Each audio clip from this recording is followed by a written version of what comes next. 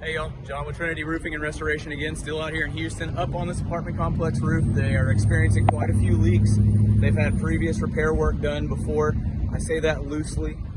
It wasn't done properly. But you can look up here, you can see there is a ton of debris on this roof. This is instantaneously going to void any manufacturer's warranty for the product being installed because this is improper maintenance. The other thing it will void, hopefully from the previous contractor, is any leak and labor warranty they were trying to provide. You get guys up here doing maintenance, whether it be the HVAC guys or maybe it's just some guys up here doing electrical work. They're leaving construction debris around. It's going to cause the system to fail. This stuff is not intended for debris and heavy unintended weight. These units, if you look down on this HVAC unit, they try to do their best as far as keeping it off the membrane, but what do? They put heavy, non-rated material to support keeping it off the roof by putting that stuff directly in contact with the membrane. What you should have underneath this prop, they used a plywood pallet. Thanks, Matt. Plywood pallet to try and keep it off the roof. Good intention, bad execution. They need slip sheets. They need slip sheets. Man, I can't talk. They need to have something between the membrane and between the foreign object to make sure that there's not constant friction and rubbing, wearing a weak spot, or in the case of this, it may be hard to tell, a divot in the membrane.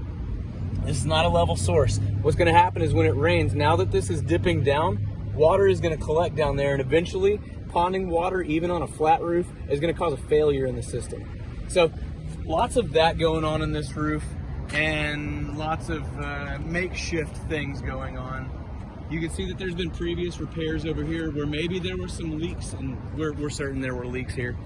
Someone tried to mitigate this factor by installing another form of the modified bitumen system on top of the modified bitumen system where the overlaps are, and even across them.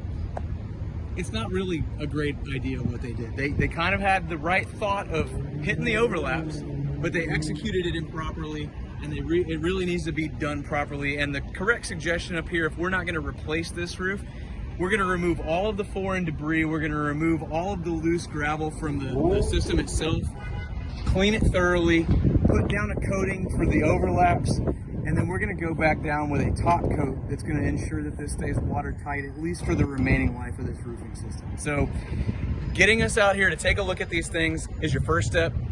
Having us identify what's going on with it is your second step. And then having us put together a plan of action to make sure that this thing doesn't leak anymore for the remaining life of the roof, which may not be very long, but at least buys you some time, is step number 4. If this looks like a familiar situation that you're dealing with, maybe you're a property manager, maybe you're a complex owner, call us out here. We'll get out there on top of the roof, evaluate what's going on, identify points of interest and points of compromise, and we'll put together a proper plan of action and make sure that those are addressed and properly taken care of. Any other questions for us, please give us a shout. Trinity Roofing and Restoration in Houston, Texas.